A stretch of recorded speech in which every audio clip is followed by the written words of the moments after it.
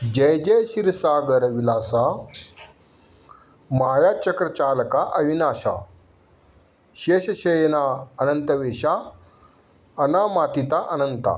या पवित्र श्लोकामध्ये परमेश्वराच्या अनंत, दिव्य आणि सर्वव्यापी स्वरूपाची अत्यंत सुंदर स्तुती केलेली आहे. क्षीरसागर विलासा म्हणजे जो क्षीरसागरात वास करतो, म्हणजेच श्री विष्णूचे ते शांत, सौम्य आणि समाधानी रूप. क्षीरसागर हे केवळ स्थान नसून ते शांती, निर्मलता आणि दिव्यतेचे प्रतीक आहे.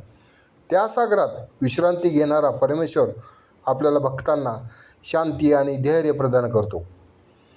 मायाचक्र चालका अविनाशा, या ओळीत परमेश्वर हा संपूर्ण सृष्टीच्या मायाचा अधिपती आहे असे सांगितले आहे.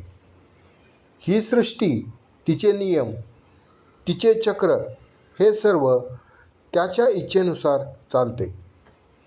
तोच निर्माण करता, तोच पालन करता आणि तोच संहार करता आहे. पण तो स्वतः मात्र अविनाशी आहे, कधीही नष्ट न होणारा, काळाच्या पलीकडे असलेला.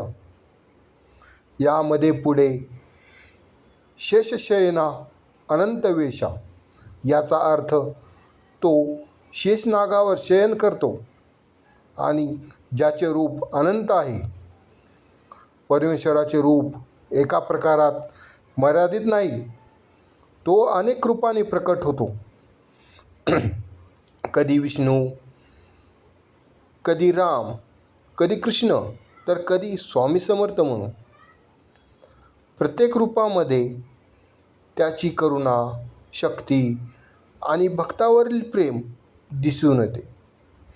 या श्लोकामध्ये पुढे अनामातिता अनंता या शब्दात त्याच्या अपरिमिततेचे वर्णन केलेले आहे. परमेश्वराचे खरे स्वरूप शब्दांच्या पलीकडे आहे. त्याला नाव, रूप किंवा सीमा नाही.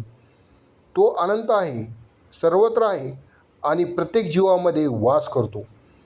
मनुष्याला त्याला पूर्णपणे समजून घेणे अशक्य आहे, पण भक्ती आणि श्रद्धेच्या माध्यमातून त्याचा अनुभव घेता येतो. हा श्लोक आपल्याला शिकवतो की परमेश्वर सर्वशक्तिमान, सर्वव्यापी आणि अनंत आहे. यापुढे